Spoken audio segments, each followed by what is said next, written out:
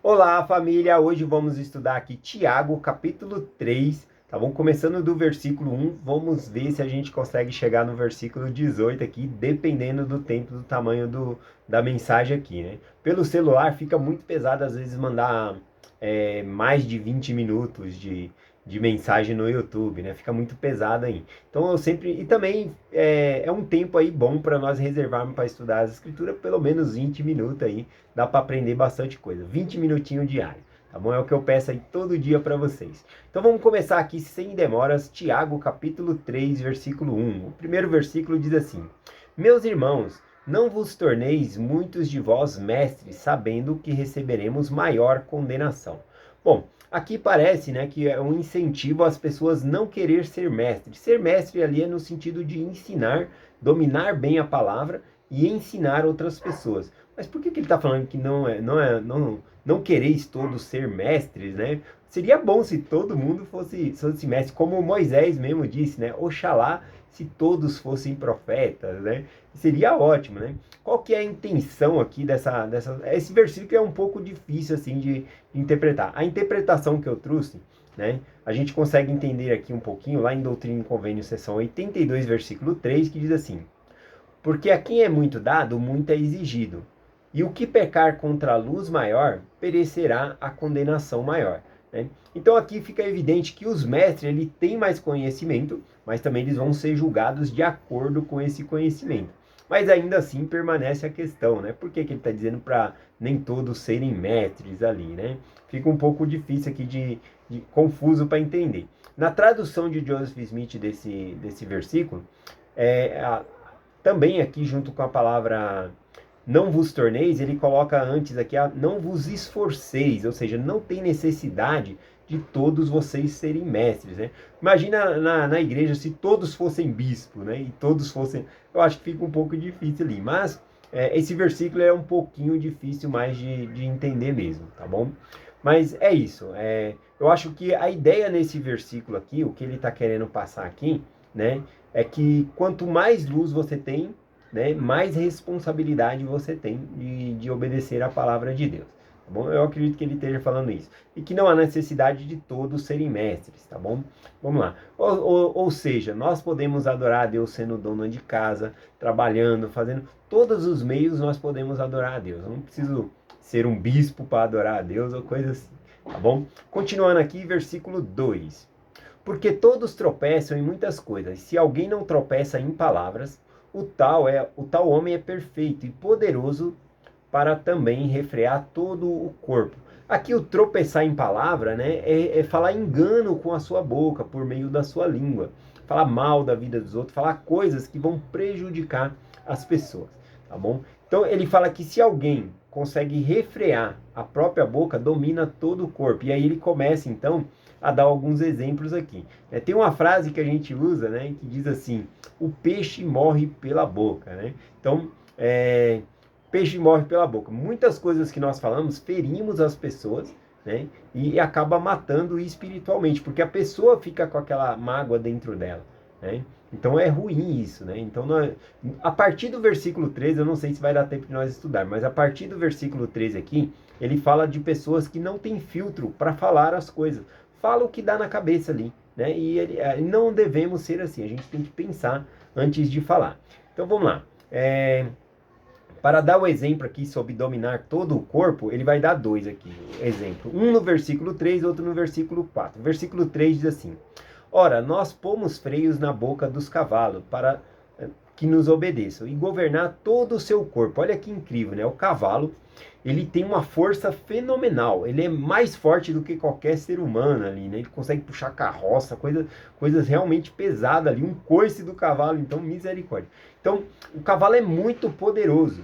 Mas veja que se colocar um freio, né, na boca dele, um cabresco, acho que é cabresco o nome, uma rédea, né, para puxar ali, para onde você puxar, ele vai virar a cabeça e você consegue dominar todo o corpo do cavalo, né? A ideia aqui é dominar a boca, dominar a nossa língua, a nossa palavra, tá bom? Então ele está trazendo esse exemplo aqui. O outro exemplo ele dá no versículo 4, ele diz assim: Vede também que as naus, que sendo tão grande, essas palavras aqui, naus, né, significa navio, tá bom? Um navio tão grande é levado pelo impetuoso vento, e se viram como um bem pequeno leme, de onde quiser a vontade daquele que o governa. Então veja que o navio sendo muito grande, um pequeno leme, ele faz virar o navio, né?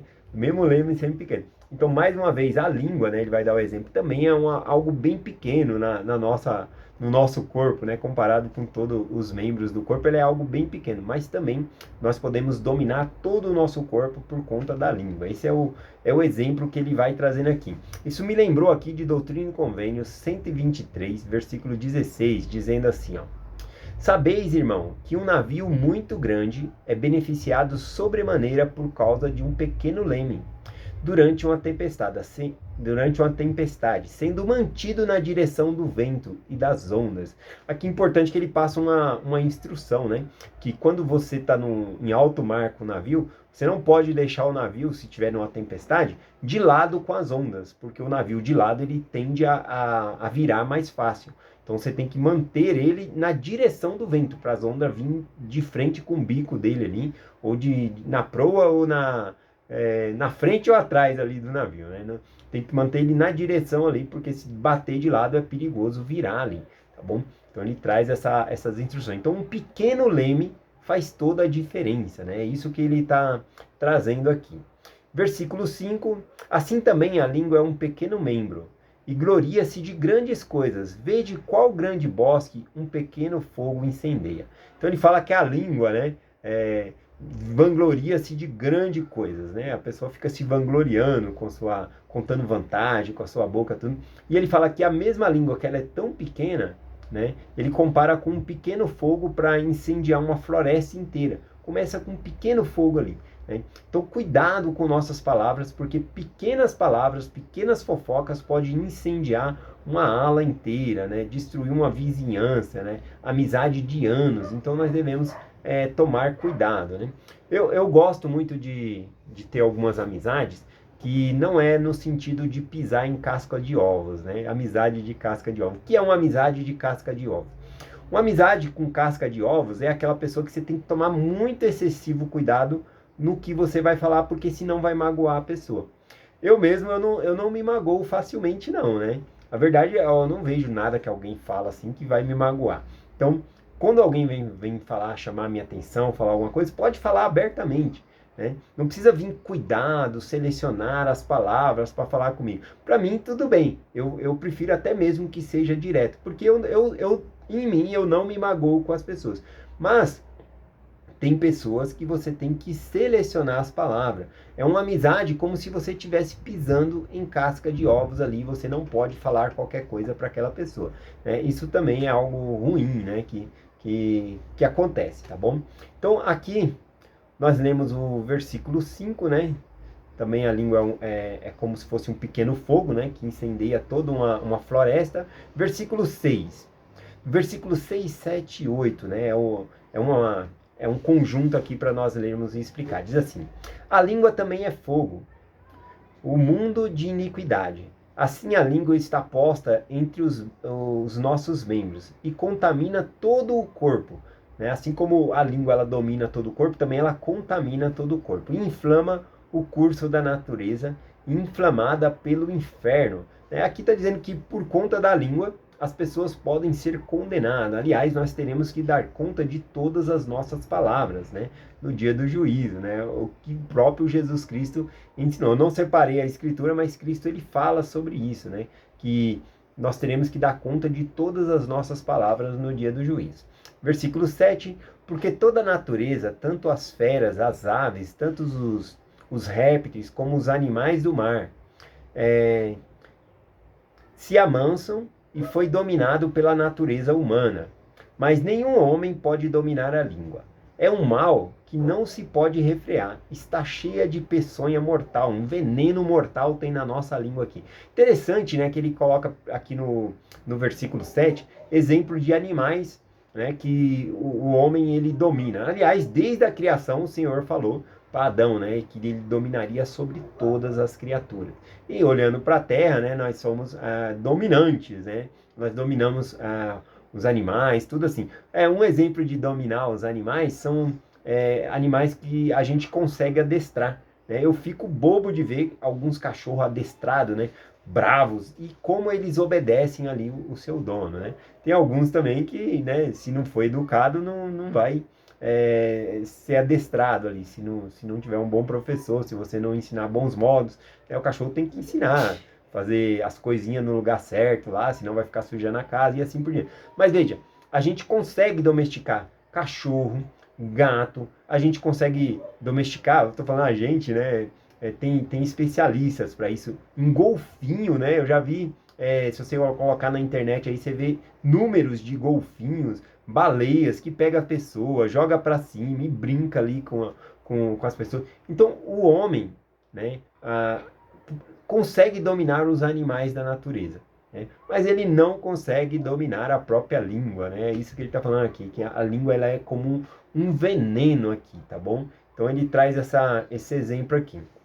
Agora aqui, queria falar que ele está falando da língua, mas a língua que simboliza a palavra, mas o problema real não é a palavra, né?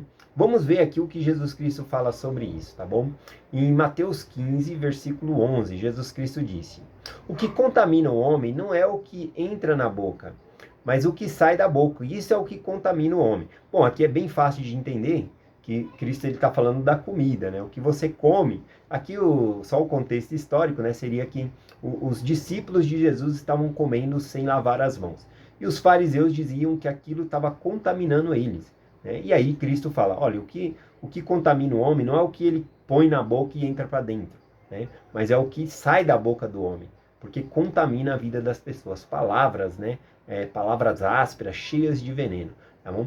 E quando Cristo ensinou isso, nem mesmo os apóstolos entenderam, né? Apesar da clareza aqui, né? Da maneira que Cristo falou.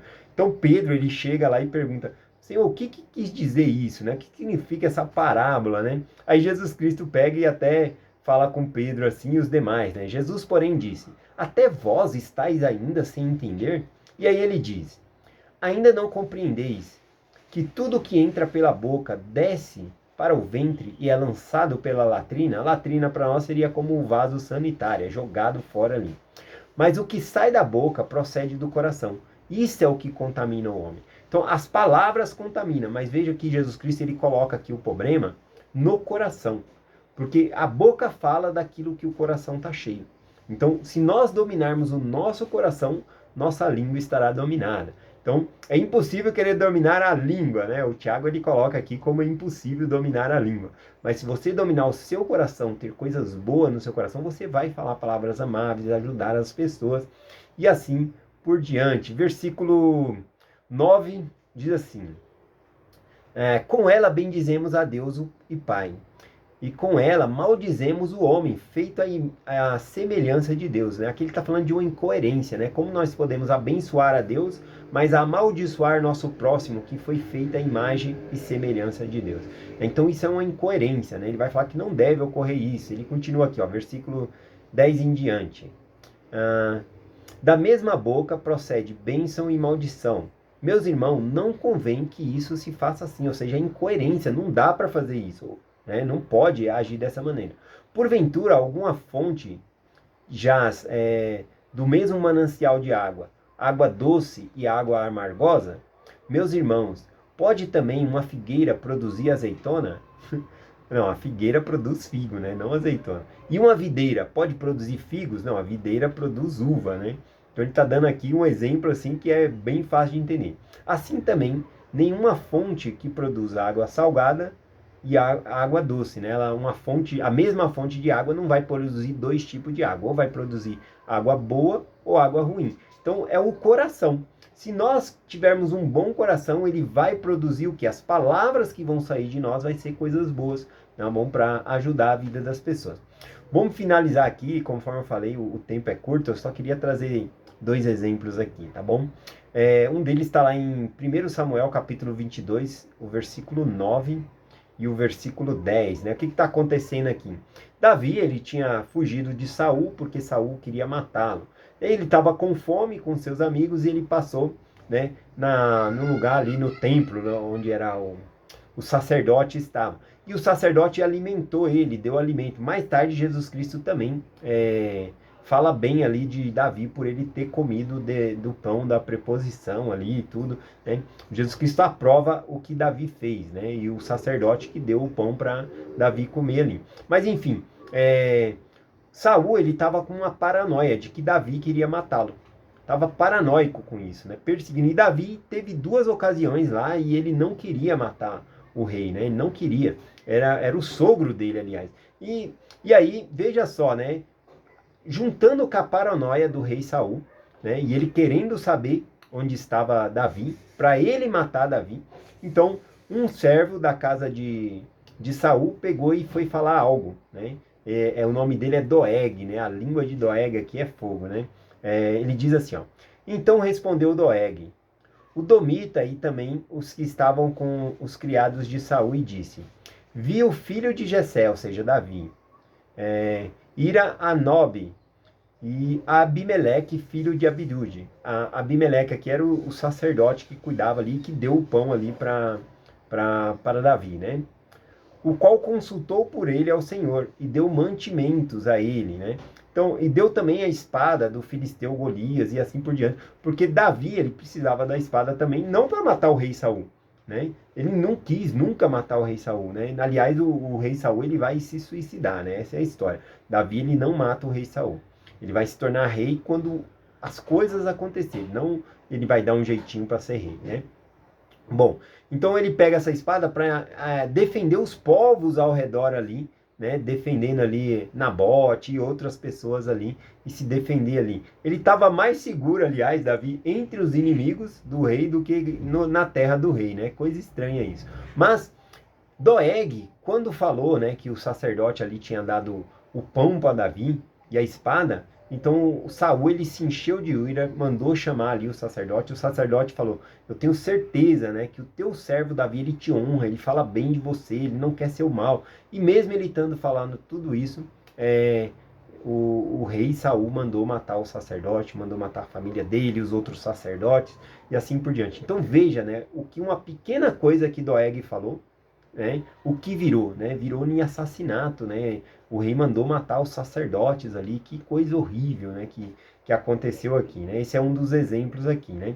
Outro exemplo que eu quero compartilhar com vocês sobre as nossas palavras, nossa língua, é como uma flecha. Depois que você joga a flecha, você não consegue correr e pegar a flecha antes que ela caia no chão, né? Jogou, então pense antes de falar, né? Outro exemplo, né? Eu acho que esse é de um monge, né? Que ele compartilhou que uma pessoa ela falou, inventou uma mentira sobre uma pessoa e isso se alastrou, né? E a fama daquela pessoa ficou muito ruim.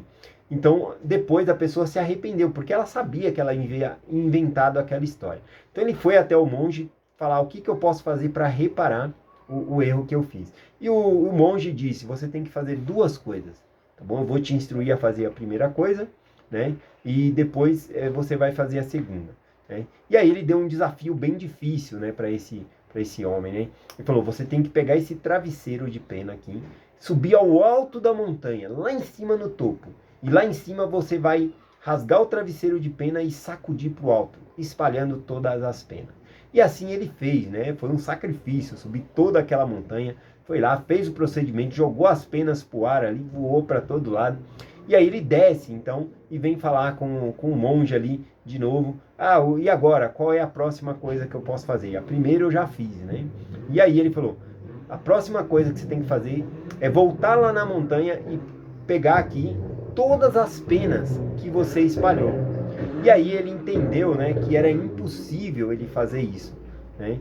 Então, assim o monge ensinou para ele que depois que a palavra sai, ela não consegue ser recolhida de novo. Então nós devemos filtrar o que nós vamos falar e falar palavras de bênção e ajudar as pessoas. Aliás, né, o Tiago ele vem falando que com a mesma boca que nós abençoamos a Deus, abençoamos as pessoas, também amaldiçoamos as pessoas. Então veja, a mesma boca que nós usamos para tomar o sacramento, o pão de Cristo sobre nós, né, o pão e o sangue de Cristo, também é a boca que nós falamos mal dos outros. Isso é incoerência, não podemos agir dessa maneira. Tá bom? É essa a mensagem que eu compartilho com vocês hoje, em nome de Jesus Cristo. Amém. Até amanhã.